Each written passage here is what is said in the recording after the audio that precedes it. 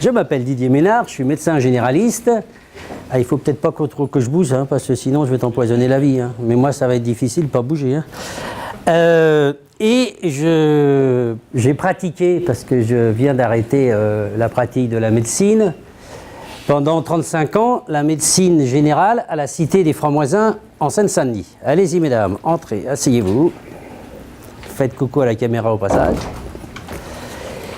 Et je ne sais pas si vous avez entendu parler de ces quartiers, vous savez, j'ai donc fait de la médecine générale dans un quartier qui est affublé, médiatiquement parlant surtout, d'une certaine représentation des quartiers terribles, des zones de non-droit, territoires perdus de la République.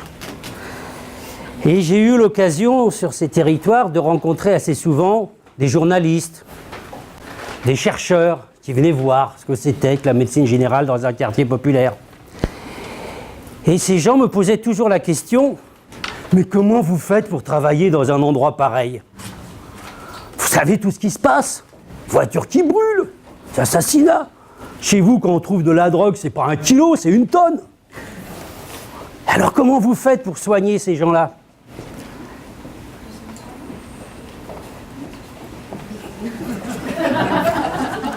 C'est là, ou c'est pas là. Ça, c'est le bonheur ici. Ailleurs, c'est le malheur. Hein? Bon. Et donc tous ces gens me posaient la question, mais alors, comment vous faites pour ne pas vous faire agresser? Est-ce que vous êtes fait agresser? Et alors moi, j'avais tendance à répondre, non, c'est super. Je ne me suis jamais fait agresser. C'est génial. Les gens sont... D'accord, il y a l'économie parallèle qui a ses propres manières de fonctionner, qui ne sont pas toujours... Après tout, l'économie officielle aussi, elle n'est pas tendre.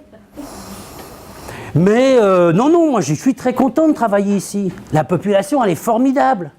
Elle vient du monde entier. 60 origines différentes qui passent au cabinet médical. Je voyage, enfin bref. Et je disais, mais c'est que du bonheur. Et là, il me regardait en disant, pas net ce mec quand même. Trouver qu'il y a du bonheur à faire de la médecine dans un quartier pareil. Je ne vous décris pas le quartier, vous irez voir Francs-Moisins, Saint-Denis. C'est vrai qu'esthétiquement parlant, c'est pas génial. Bon, alors il me dit, ben ouais, mais voilà, quand je dis que c'est du bonheur, c'est pourquoi le bonheur? Ben, c'est parce qu'on est dans une relation donner, recevoir, rendre en permanence, très gratifiante. Hein, j'ai du mal à convaincre mes interlocuteurs. Et puis il y a quelque temps, Patrick Voitou, qui est membre du conseil d'administration de la FMPS, me dit Didier, on est sollicité là pour participer à un colloque qui s'appelle Soigner les soignants. Oh. Oui, il faudrait que tu y ailles parce que c'est à Paris et tout. Elle dit, oh, c'est où? À l'Académie de médecine. Donc, moi, je suis solidaire de mon CA. Je me pointe un matin à l'Académie de médecine pour un séminaire sur soigner les soignants. L'Académie de médecine, c'est dans un quartier parisien du 7e, je crois, derrière l'Académie française, bâtiment un peu vieillot. Et vous rentrez là-dedans, vous avez que des bustes, des mecs, il n'y a pas une seule femme, qui ont participé à l'Académie de médecine. Ça fait un peu nécropole quand vous rentrez là-dedans. Depuis 1 siècle, 2 siècles, ils sont tous là avec leurs bustes, les uns après les autres, des colonnes. Et le thème du colloque, c'était « Soigner les soignants ». Alors le matin, on a eu un truc fantastique. Là, je rigole pas parce qu'on a fait un état des lieux de la souffrance des soignants.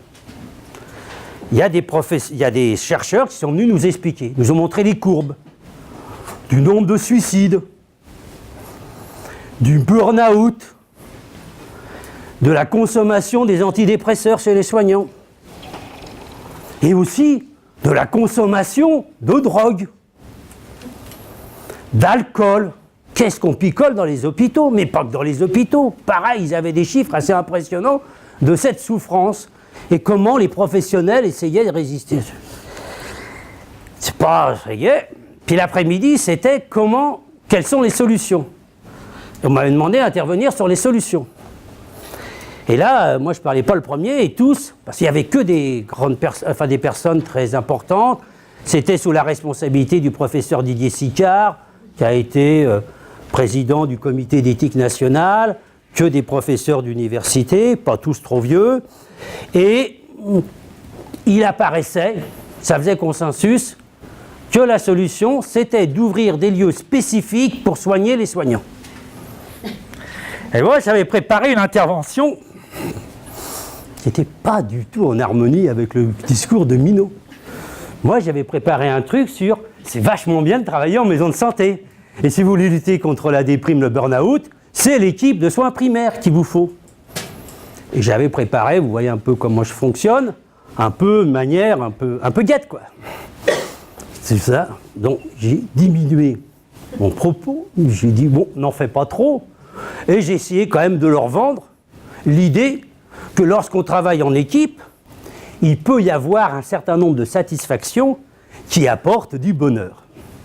Et lorsque je leur ai dit ça, j'ai retrouvé dans leur regard le même regard que mes journalistes ou mes chercheurs. Donc tu sais que ce mec, qu'est-ce qu'il nous raconte? Bref, je ne suis pas sûr de les avoir convaincus. Donc du coup, je me suis dit, quelques temps après, on prépare les rencontres de Nancy. Je dis, mince, il faut refaire un atelier sur le bonheur. Il faut qu'on en parle de ce truc-là. C'est pas possible. Et donc, c'est la raison pour laquelle je vais vous présenter ce que moi je pense aujourd'hui de cette question. Évidemment, l'essentiel pour nous, ça va être de discuter de tout cela. De débattre sur ces questions. Donc, l'indice de bonheur partagé, donc l'IBP. Donc, comme je viens de vous le dire, le burn-out frappe les soignants. La plainte monte des lieux de soins. Vous avez vu qu'il y a eu un petit conflit sur le tiers payant. On a eu beaucoup de personnes, des confrères, notamment médecins, qui se sont exprimés à la télévision, partout, et ils parlaient de leur souffrance. On travaille énormément, on est épuisé, on n'est pas reconnu, on n'est plus aimé. Bon, profession qui va mal. Et donc, est-ce que c'est la même chose dans les maisons de santé?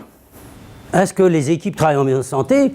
Si on interviewe les professionnels, ils vont nous dire « c'est la souffrance, c'est terrible, on est épuisé, on m'aime plus, c'est horrible ». Alors, ben non, est-ce qu'au contraire, le travail en maison de santé conduit à un certain bonheur? Et nous allons voir de quoi on parle. Et surtout, est-il partagé? Voilà, tout le monde est triste, il y a une personne, ah ouais, c'est vachement gay, je suis gay, c'est bien et tout.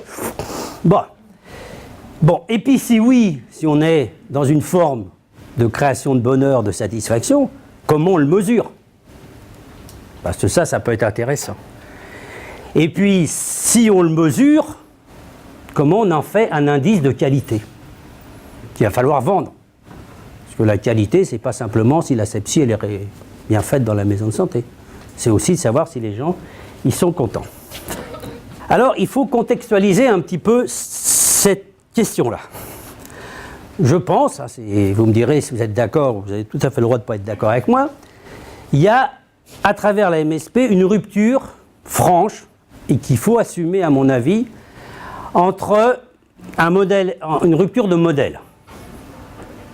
C'est-à-dire, il y a quelque chose de différent qui se construit dans les maisons de santé qui nécessite d'assumer cette rupture. On n'y fait pas la même chose que dans l'exercice solitaire et admettre aujourd'hui que cette rupture, cette manière de travailler, ça suscite des craintes, des crispations, des rejets, de la violence même. Je ne sais pas si ça vous intéresse, vous êtes intéressé un peu à ce qui s'écrit.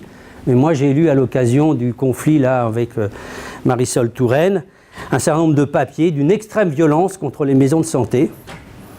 Bon, il y a des gens qui sont fortement hostiles. Alors évidemment, dans cette ambiance-là, ceux qui sont contre parler de bonheur, bon, ça frise un peu la provocation. J'assume. Donc nous sommes en transition entre l'exercice solitaire, ça vous savez tous ça, et l'exercice en équipe. Donc la question de la satisfaction des soignants est au centre, pour moi, quelque chose au centre du changement. Depuis 2 jours, depuis qu'on est arrivé ici, j'entends beaucoup de choses qui se disent dans les ateliers, tous très intéressants, mais on n'interroge pas beaucoup pourquoi les professionnels, qu'est-ce qu'ils trouvent à travailler en tant que professionnels, et pas que professionnels, qui est d'individus, à travailler dans les maisons de santé.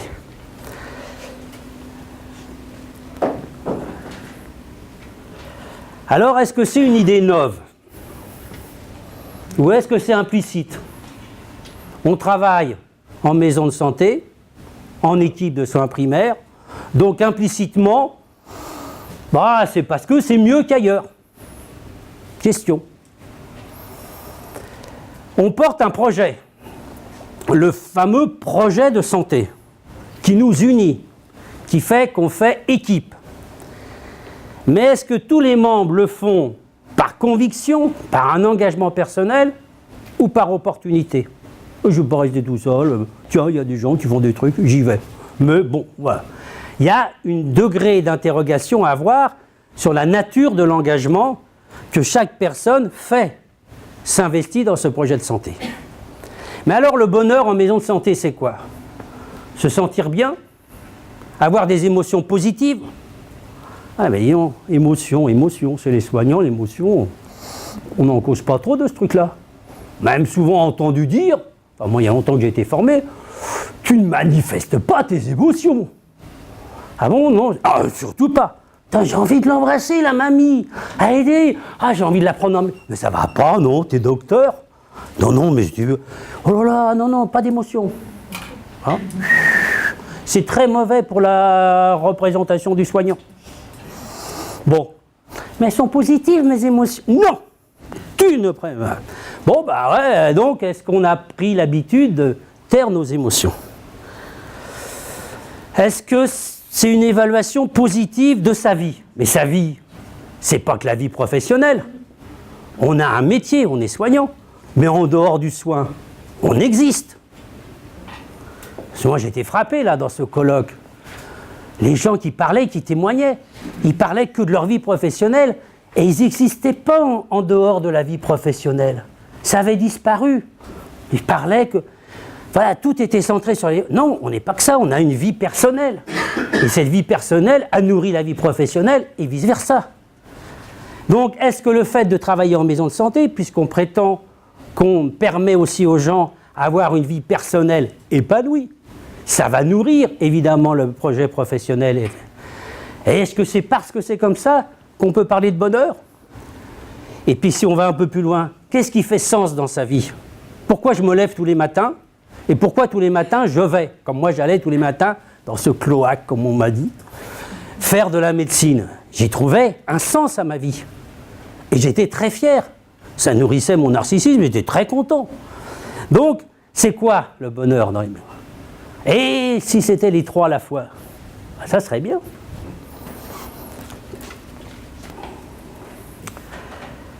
Alors, le fondamental, c'est une fabrique de bien-être, une valeur ajoutée au collectif. Alors, je m'arrête une minute sur le mot collectif parce que, je ne sais pas, vous avez croisé Jean-Michel Chabot, j'ai vu que Jean-Michel était là ce matin, mais il n'est pas là ce matin. On a un petit désaccord sur le mot collectif. Il me dit collectif, c'est... Ouais, non, mais ça renvoie à collectivisme, tu sais, bon, voilà, je préfère parler d'équipe. Le collectivisme, le socialisme, voilà, c'est quoi ces maisons de santé? Ça serait peut-être pas des colcos. Oh là là là là. Non, donc moi, j'aime bien employer le mot collectif, pour moi, ça fait sens. Lui, il me dit, il faut mieux parler d'équipe.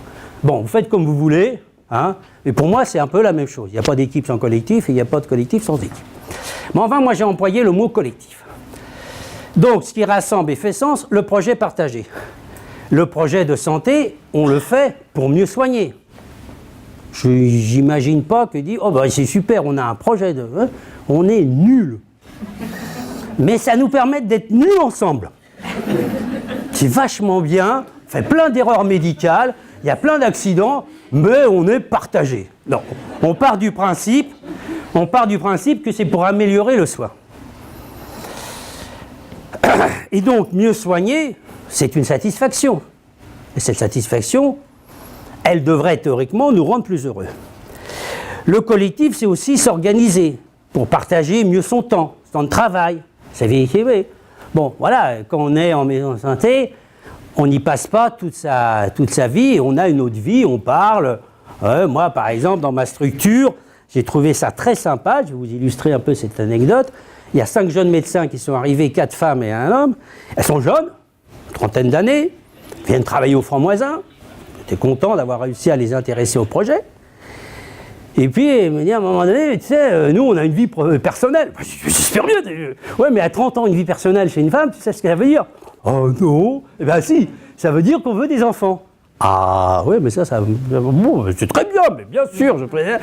Alors on s'est réunis, on a décidé qu'on n'allait pas tous les faire ensemble, sinon ça va plomber le projet. Donc, on s'est mis d'accord.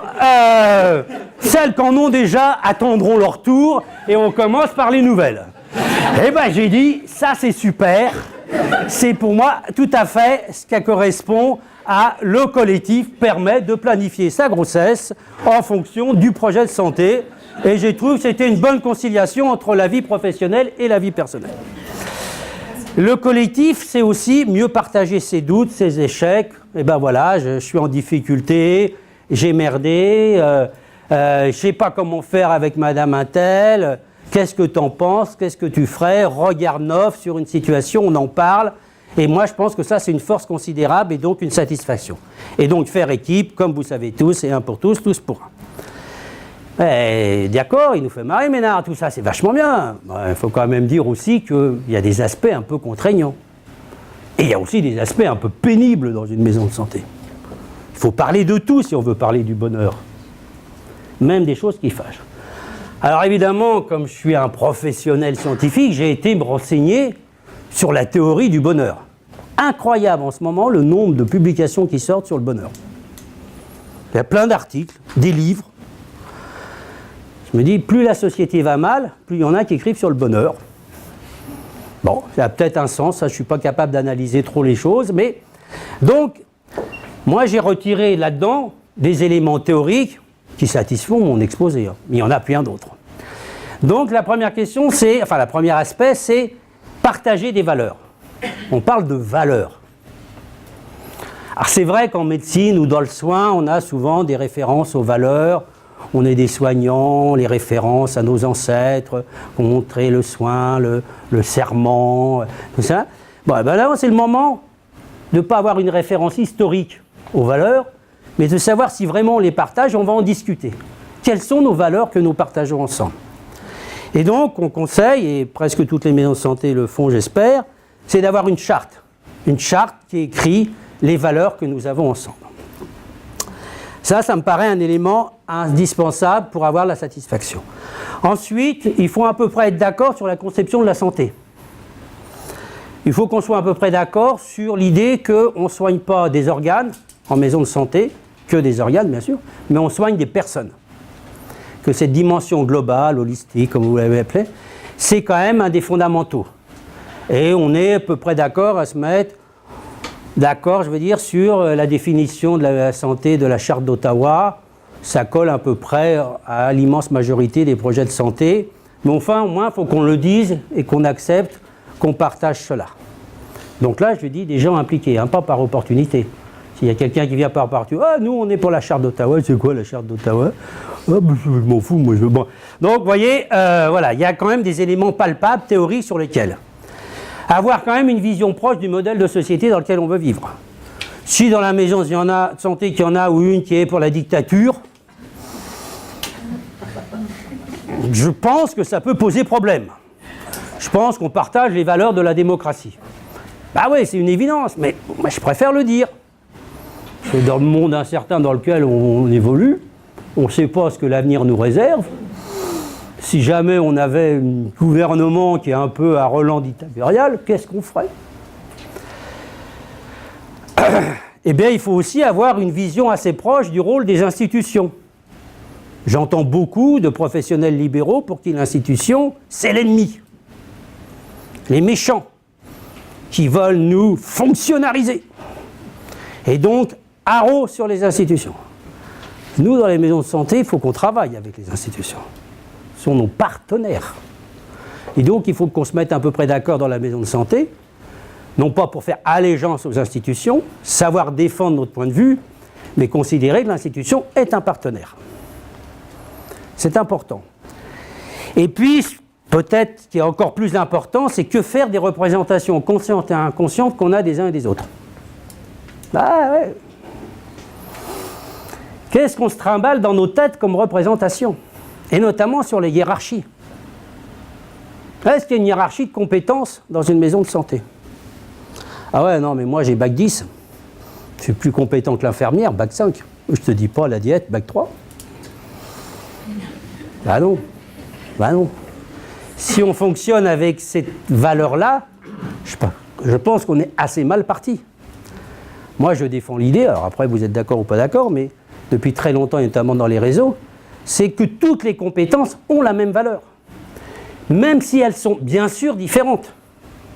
À quoi ça sert que le docteur il fasse le meilleur diagnostic, le meilleur projet thérapeutique, si son projet thérapeutique n'est pas faisable parce qu'il ne veut pas travailler avec l'infirmière et parce qu'il ne reconnaît pas le rôle de l'aide-soignante qui vient à domicile ou de l'assistante sociale qui va permettre le changement du logement de la petite dame qui en a insuffisance cardiaque qui habite au 6e étage. Il sera beau son projet thérapeutique, infaisable. Et donc, l'intervention de l'autre professionnel rend sa compétence efficace. Donc la valeur de l'intervention de l'assistante sociale sur le déménagement de la petite dame, il a la même valeur. Ça vous paraît évident?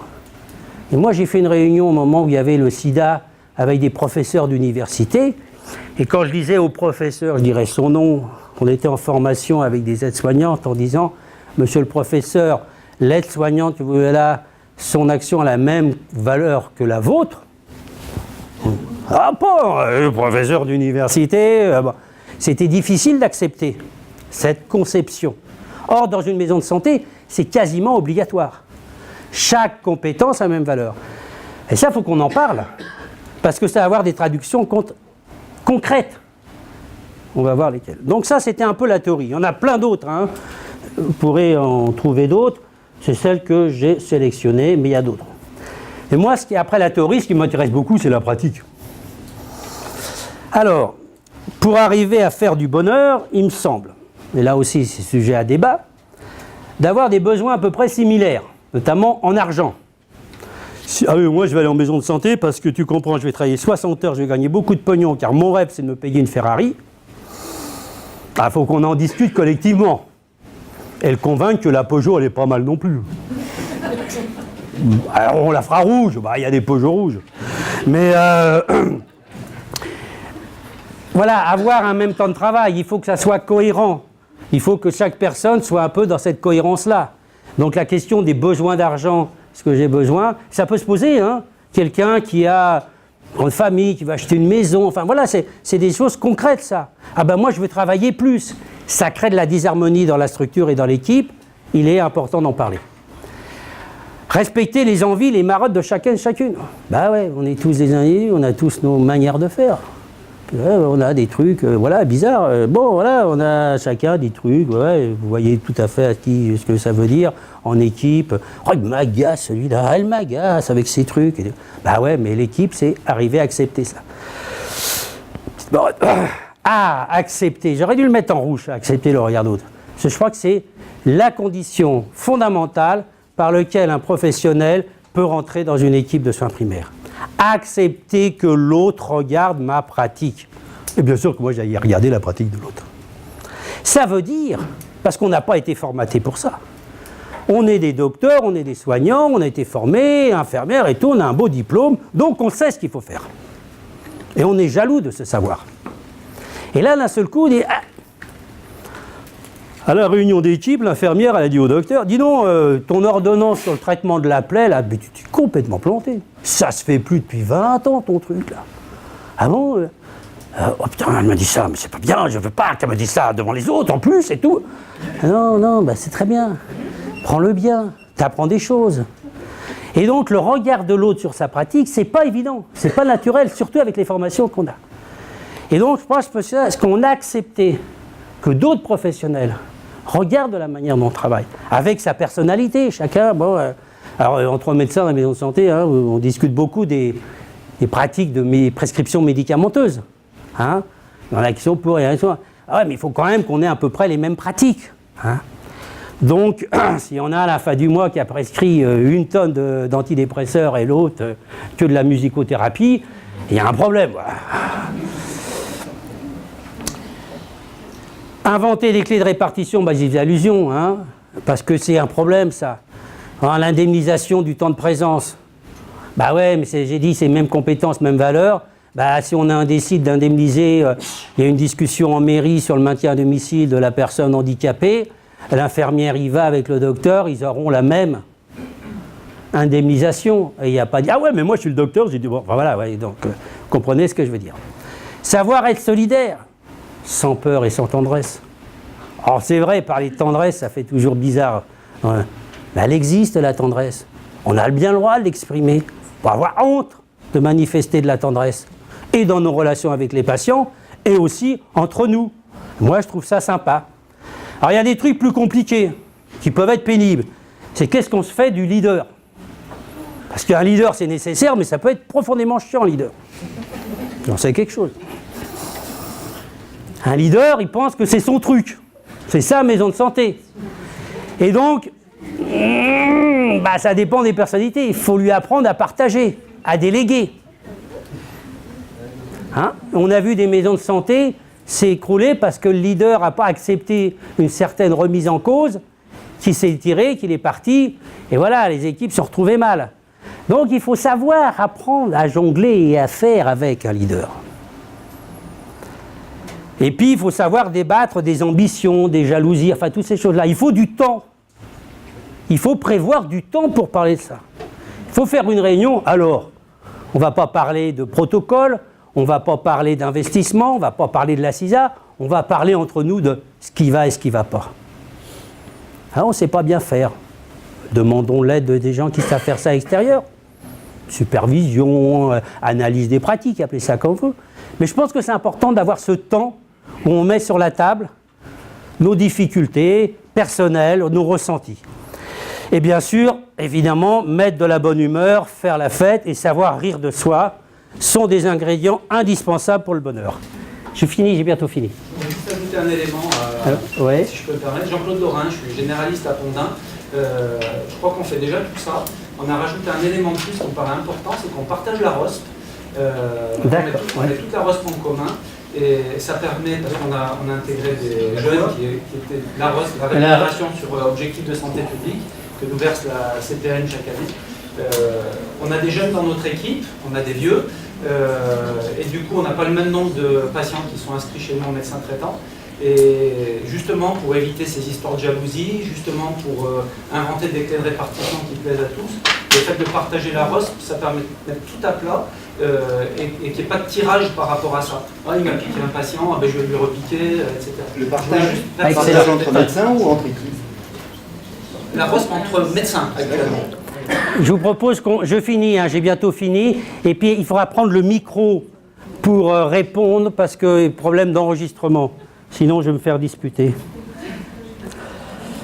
Alors, comment on fabrique? Alors évidemment, loin de moi l'idée de vous délivrer un indice tout fait, qui serait l'indice de référence de la Fédération française des maisons de santé. Bien sûr que non.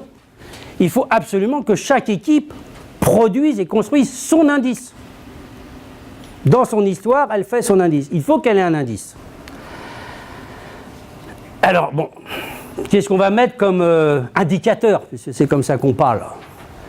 Alors moi, je vous ai proposé un certain nombre d'idées, mais c'est bien tout ça en débat. Bon, tu viens d'ajouter un élément. Enquête de satisfaction de l'équipe avec les dixièmes et gradients de progression des aspirations individuelles. Enquête de satisfaction. Mesurer le temps collectif versus temps soins. Si on a une maison de santé où les gens sont 99% du temps en soins et ne se causent pas, il n'y a pas de temps commun, une réunion parce que le règlement arbitral veut qu'on fasse une réunion mensuelle, alors on l'a fait, et ben moi je serais bien capable, j'aurais bien envie de mesurer le temps qu'on passe ensemble à débattre de nos problèmes. Que ça soit formalisé ou que ça soit la machine à café. Mesurer les temps de convivialité intramuros. Ouais, tous les temps, on fait, allez, on fait un pot, pourquoi? Parce qu'il y a une naissance, parce qu'il y a une thèse, parce qu'il y a un anniversaire. Voilà, on profite de toutes les occasions pour faire la toffe. Mesurer aussi le temps extramuros où on se voit. Est-ce qu'on se voit en dehors du boulot? Tiens, il y a quelqu'un qui a été voir, qui a une pièce de théâtre, super, tiens, venez tous, on va à la pièce de théâtre. Enfin, vous voyez ce que je veux dire. Hein. Non, je ne veux pas dire qu'on fait du rafting ensemble pour solider, comme on fait aujourd'hui dans l'économie libérale. Hein. C'est pas ça quand je parle. On va tous sauter en parachute, on va tous faire du saut élastique pour tous ensemble. Non, c'est pas ça. Là, on est dans la convivialité, le plaisir. Et puis donc, intégrer à la matrice de maturité cet indice de qualité qui est du bonheur ressenti au moins, ou celui qu'on pense partager ensemble. Voilà, c'était un peu long, mon introduction, mais voilà ce que je voulais vous dire sur le bonheur partagé en maison santé. C'est à vous maintenant de parler. Je vais demander à un volontaire pour aller passer le micro pour les questions, parce que une histoire d'enregistrement, je n'ai pas bien compris pourquoi, mais il faut faire comme ça. Je vous écoute, les questions. Le débat est ouvert. Il n'y a plus de questions. Ça vous a séché, Didier.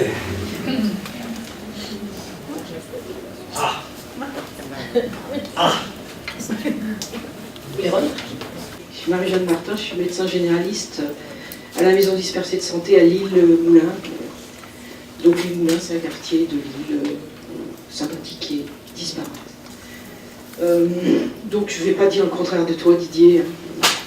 Par contre, j'ai noté des trucs que j'ai foutus par terre. Donc ce que je voulais... Il y a un petit truc sur la nature de la motivation à Léa.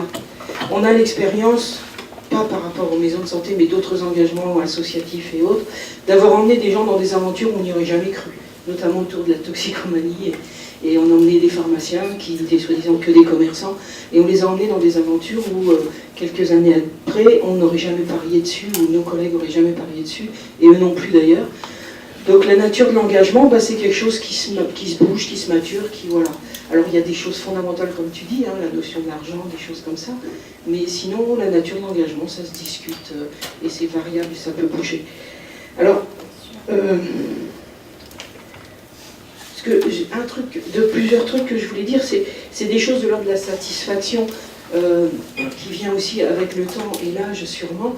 Et ça, j'étais tout à l'heure à un atelier où il y avait quelqu'un qui était membre de l'ordre des médecins, et moi j'ai quand même, qui a dit, cette discussion autour du soutien des maisons pluriprofessionnelles, c'est une réflexion, et c'est une réflexion nationale pour qu'on puisse les soutenir. J'ai l'expérience dans ma vie 2 fois d'avoir été empêché de m'installer parce que c'était de la dichotomie si je m'installais avec des collègues non médecins. Et donc je me dis c'est super, quoi, je vois ça dans ma vie et je vois que les choses ont bougé et que ça avance. Et donc ça c'est une satisfaction et aussi de la reconnaissance administrative par rapport à cela. Autre chose qui est peut-être, qui rejoint ce que tu disais sur la démocratie, c'est-à-dire on fait une aventure, une aventure, une expérience de la démocratie. Et là, je vais faire ma vieille quand même, c'est-à-dire que j'ai toujours sûrement des utopies, mais j'ai l'âge de savoir que je ne les réaliserai pas. Mais les utopies sont utiles parce qu'elles permettent de rêver, et je me rends compte que grâce à tout ce travail-là, je m'approche de mes rêves et c'est très satisfaisant.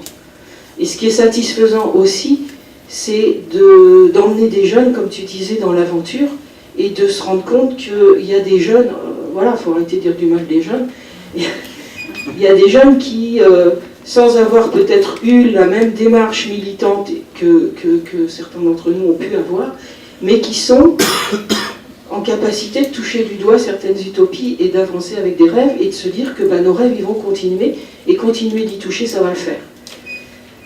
Donc ça c'est aussi pour moi une satisfaction. Après, je vais mettre cette satisfaction, heureusement qu'elle est là, c'est pas mal fatigant quand même. Hein. Tout ça c'est pas mal fatigant quand même. C'est-à-dire que parfois on a quand même, là aussi je parlais avec vous voyez ce que disait l'ARS et tout. Il faut savoir que des fois, le boulot qu'on peut faire, il est tout remis en cause parce qu'une personne va changer et qu'il faut tout recommencer. Ça, c'est fatigant. Mais bon, voilà, comme on n'est pas tout seul, on y va à la fatigue. Hein. Donc voilà, des choses comme ça. Ce qui est fatigant aussi, C'est aussi bien parce que c'est vivant que c'est fatigant. Hein. C'est-à-dire qu'on est un collectif, donc on est un système, on fonctionne, et puis comme dans tout système humain de fonctionnement, il y a des situations de conflit, il y a des situations de crise. Il faut toujours tout remettre sur la table, c'est fatigant. Il y a des moments de vraie crise où effectivement, là, tout le monde se prend la tête et on ne sait plus très bien comment en sortir. Ça, c'est fatigant, mais en même temps, voilà, il faut y aller parce que ça le vaut, quoi. Et puis, une des choses que moi, personnellement, je trouve fatigante, c'est toujours qu'il faut toujours emmener tout le monde. Et parfois, c'est vraiment, effectivement, pour moi en tout cas, très fatigant. Il faut vraiment savoir repérer avec qui on va pouvoir s'appuyer. Et s'appuyer, c'est pas forcément au sein de l'équipe. Ce que je veux dire, c'est que pouvoir échanger avec des personnes qui sont extérieures à l'équipe et qui sont peut-être pas forcément professionnels de santé, qui sont peut-être pas du tout dans ces métiers-là, c'est vraiment quelque chose qui, pour moi, est un bon moyen de me ressourcer. Voilà. Parce que c'est des gens qui ont un autre regard, et notamment, je trouve intéressant, le regard sur l'entreprise. C'est-à-dire que nous sommes, il faut le reconnaître, tout doucement, des entreprises. On est des petites entreprises, avec des gens qui n'ont aucune formation à faire fonctionner une entreprise. On apprend un peu tard. Moi, je dis que j'ai appris un autre métier là, que je ne fais pas très bien, mais je m'entoure. Donc ça, c'est très bien de pouvoir s'appuyer sur d'autres personnes.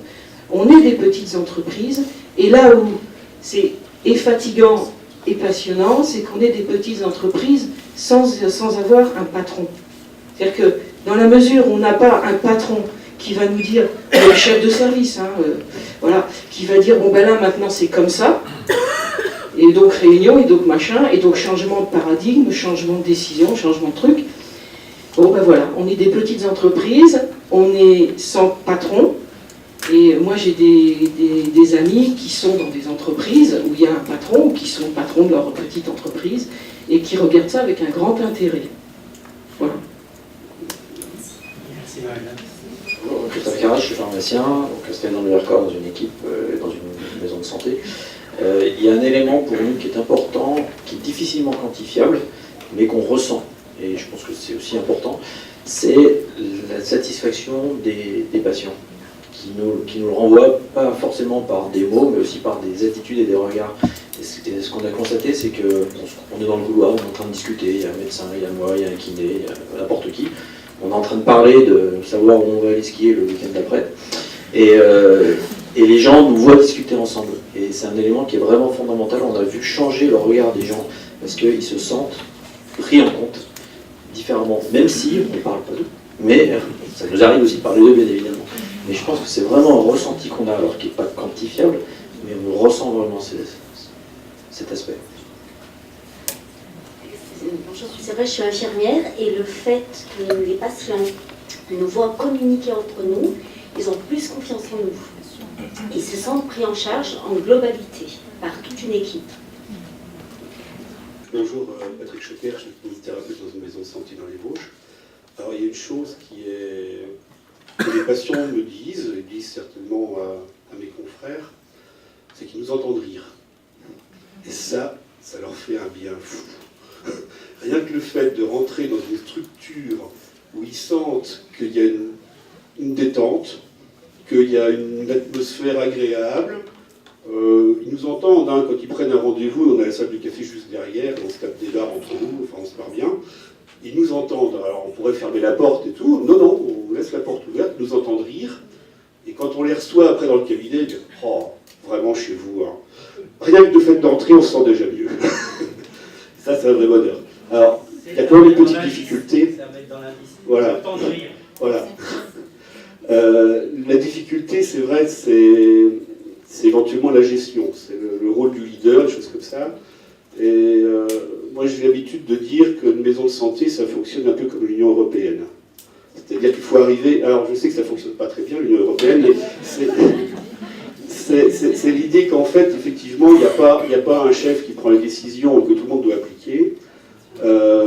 Ça fonctionne sur un système démocratique. Alors nous, ce qu'on essaie quand même, c'est d'arriver à ce qu'on ait un peu plus que la majorité. prend une décision et qu'on a une majorité à 51%, on sait que ça va pas... Moi, à mon avis, je pense que ça ne fonctionne pas très bien. Si on arrive à des consensus, même si c'est un peu plus difficile à obtenir, ça fonctionne beaucoup mieux. Fanny Casanova, je suis généraliste dans la Drôme. On a évoqué ça dans un autre atelier en parlant de sociocratie, ou des fois de la recherche du consensus qui fait mieux que la démocratie, parce qu'on va être amené à tous utiliser l'outil, et il vaut mieux qu'on soit tous un peu satisfaits, plutôt qu'un très satisfait et un certain nombre, ou même ne serait-ce que 2 ou 3 qui n'ont absolument pas adhéré à cette nouvelle décision, et c'est vrai que ça doit faire partie peut-être de notre capacité à mieux travailler ensemble. Sauf que ça, c'est difficile. C'est pas difficile de se retrouver majoritaire, c'est difficile de se retrouver minoritaire. Et que quand on est minoritaire, qu'est-ce qui fait qu'on accepte, sans avoir l'impression d'être agressé dans son narcissisme, son ego, d'être minoritaire? Et là, je pense que la question de la bienveillance, la question de l'écoute, la question allant même jusqu'à faire ces temps de rencontre qu'on peut appeler analyse de pratique ou plein de choses comme ça, où les choses se disent, moi je pense que c'est important, et d'être très vigilant. Une fois qu'on a pris une décision et on sait que dans l'équipe il y a 1 ou 2 personnes qui n'étaient pas, c'est rarement une opposition complète, ils n'y croient pas, ils préféraient faire autrement, eh bien ça veut dire qu'il faut aussi que le groupe qui a été majoritaire, il ait le souci de ne pas humilier, alors je pense qu'on n'arrivera jamais à ces notions d'humiliation, mais enfin voilà, une espèce de ce que j'appelle un peu la tendresse vers l'autre, la bienveillance vers l'autre, et ça c'est aussi des choses qui s'acquièrent. Alors le rire, la fête aussi, moi je pense que c'est important. Moi j'ai mes patients qui me disaient toujours, c'est pénible chez toi, mais c'est pénible, on attend. Effectivement, je travaillais sans rendez-vous et des fois il y avait 2 heures d'attente. Je disais, ouais, je suis désolé, mais c'est comme ça. Ah mais non, l'attente encore ça va parce qu'on discute entre nous. Mais c'est tentant de rigoler pendant que nous on attend. Ça c'est vraiment pénible. Et on attend parce qu'on voudrait bien rire aussi avec toi. C'est juste pour revenir sur... ouais, je suis médecin généraliste au collectif santé en Gironde. Mais du coup, on est une équipe de 15, ça fait 10 ans qu'on exerce, et le côté de l'écoute des minorités, bah nous, c'est quelque chose qu'on n'a pas encore réussi à faire complètement au bout de 10 ans d'exercice, quoi. Et je me rends compte qu'en fait, on est une équipe autogestionnaire, hyper enthousiaste. On avance dans des projets, on est très moteur, ça se passe très très bien. On est une sorte de grande famille, on va dire, vraiment un 10 élevé. Le problème, c'est que dès qu'il y a quelqu'un qui est minoritaire, ou quelqu'un qui ne travaille pas 100%, ou qui n'est pas à 100% des réunions dans la maison de santé, on a tendance à faire rouleau compresseur et à le broyer. Et en fait, souvent, lui, il va partir. Alors, il y a des gens intelligents qui peuvent prendre du recul et qui parviennent à s'exprimer, qui parviennent à le dire.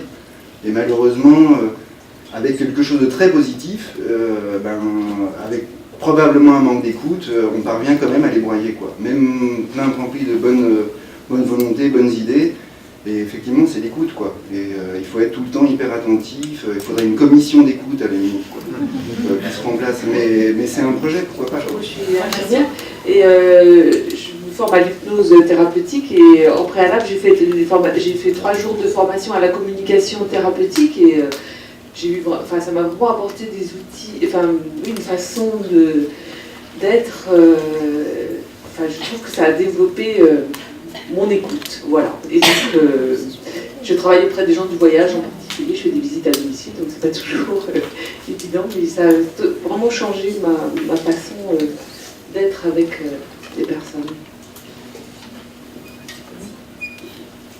Il y a, dans la constitution de l'équipe, je pense qu'il y a au départ aussi, tu en parlais tout à l'heure, des gens qui sont là, qui rentrent dans le projet par opportunité, qui rentrent dans le projet pour des raisons non avouables de positionnement commercial, et qui finalement sont, à mon avis, au bout de 3 ans, on finit par les trouver inaptes à rentrer dans un travail d'équipe.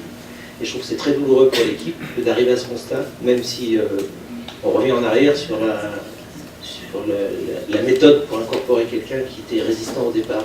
Et je trouve que notamment pour les leaders, C'est quelque part un échec qui est un peu difficile à encaisser.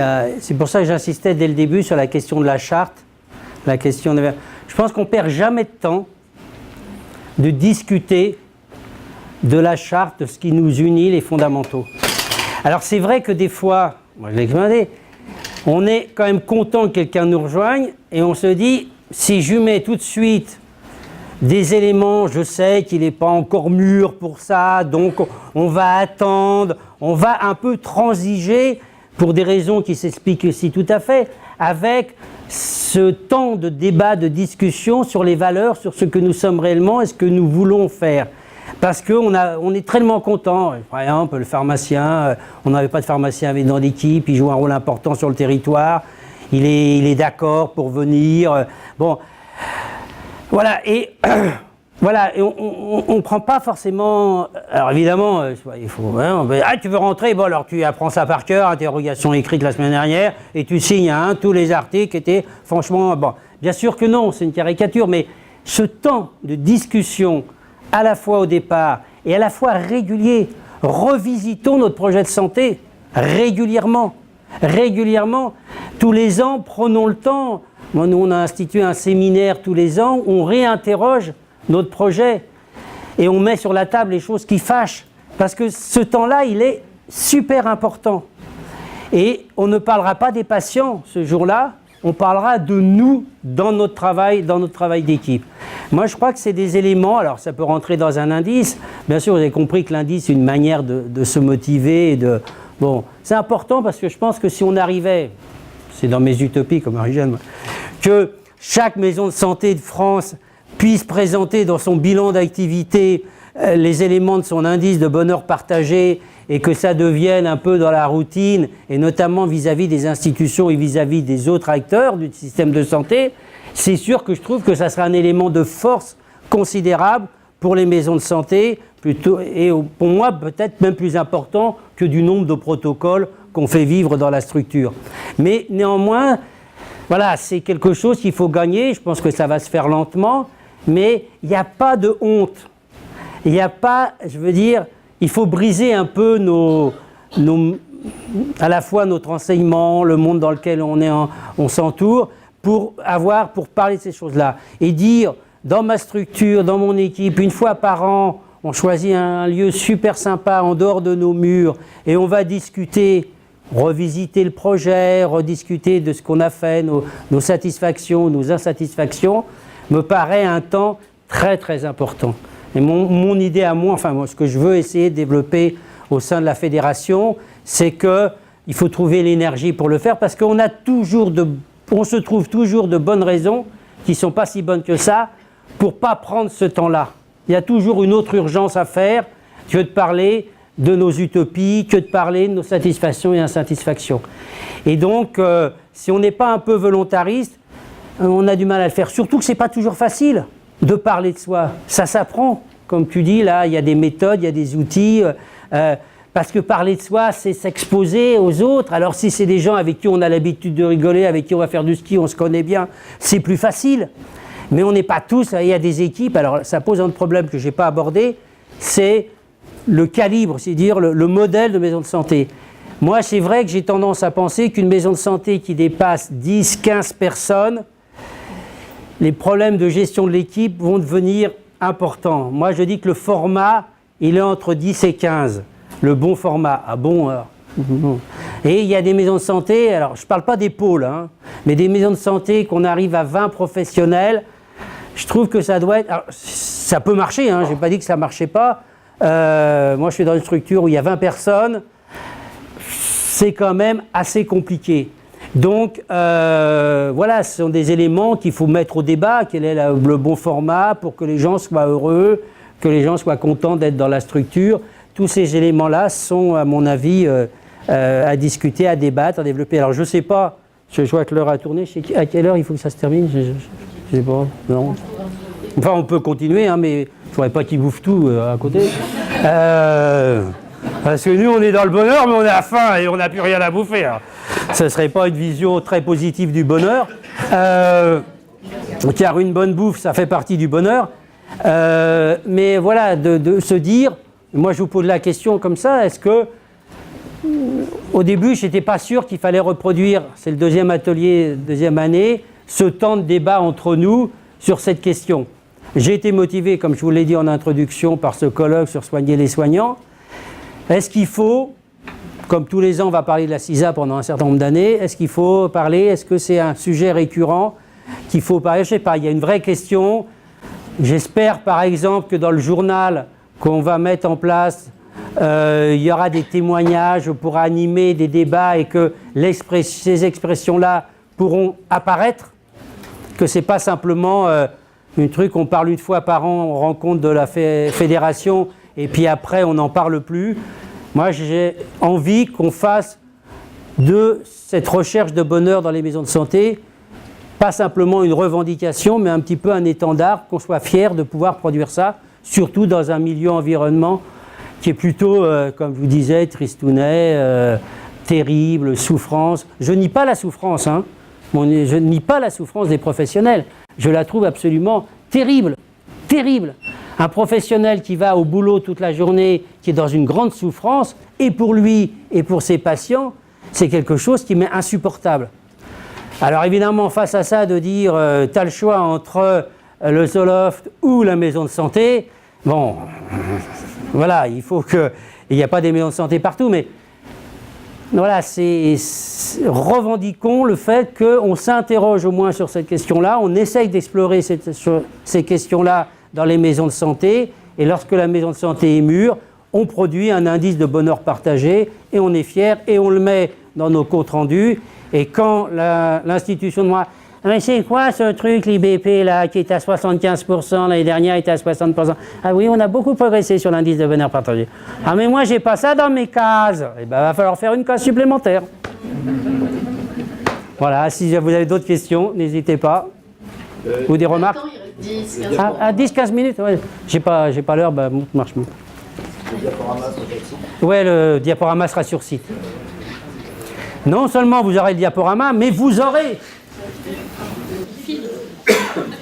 Oui, Agnès, coordinatrice à la maison de santé de Saint-Capré de Bordeaux, je travaille avec le docteur Elias. Donc je me posais la question quant au bonheur. La notion du bonheur existe, mais elle existe aussi parce que la notion opposable existe elle aussi. Et donc ma question est, n'est-il pas nécessaire finalement de se disputer aussi un peu dans une maison de santé pour conserver cet indice de bonheur? Bien sûr, tu as raison. Quand j'ai dit c'est pénible, c'est aussi pour ne pas éluder cette question-là. Ça peut être des moments terribles. Moi, je suis facilitateur, mais il y a peut-être des facilitateurs dans la salle. Qu'est-ce que c'est pénible quand on nous appelle pour faire une facilitation, avec tout ce que ça veut dire. Alors si c'est pour aider à monter un projet de santé, c'est bien, on sait et tout. Mais quand c'est le conflit, et qui peut être très violent dans une maison de santé, des histoires de pognon, des histoires... Et on est arrivé là et on est censé faire de la médiation, on est censé... et on voit une équipe se déchirer. Effectivement, ces épreuves-là, Marie-Jeanne le disait tout à fait, ça fait aussi partie de la vraie vie et qu'il y a des moments dans les maisons de santé, il y aura des moments de conflit. Il y aura des moments où certains partiront, claqueront la porte parce qu'ils n'ont pas été satisfaits. Il y aura des moments de doute. Il y aura des moments, enfin, toutes ces choses-là existent. Mais si on l'approche par le bonheur, on dit c'est pas une fatalité, c'est un passage. Mais à chaque fois, ça doit nous servir pour rebondir dans le positif, pour poser les bonnes questions. C'est un échec, on arrive à zéro. Pourquoi on en est arrivé là? Enfin, après, vous savez, vous êtes tous compétents là-dessus, c'est la vie, hein. On se marie, on divorce, on retombe amoureux. Eh bien oui, une maison de santé, ça vit aussi comme ça. Alors, j'ai pas mis dans l'indice de bonheur le nombre de mariages, le nombre de couples qui se forment et qui se... bon, parce que... Mais peut-être qu'un jour, on ira dans notre maison de santé. On a eu tant de couples, tant de naissances liées à la maison de santé. J'ai appelé mon petit protocole, parce que vous comprenez, il a été conçu grâce à la maison de santé. Donc, protocole vient ici. Et la fille s'appelle Cisa. Voilà, je ne sais pas si on en est encore là, mais l'amour. Mettons de l'amour. partout où on peut. Qu'on soit jeune ou qu'on soit vieux. C'est épuisant, hein, le dernier atelier de 2 jours, d'une jour et demi, hein, fatigué. Hein. Je vois bien que vous êtes fatigué, là. Bah, écoutez, si vous n'avez plus de questions, hein, allez, à table, un discours du président et vous rentrez à la maison.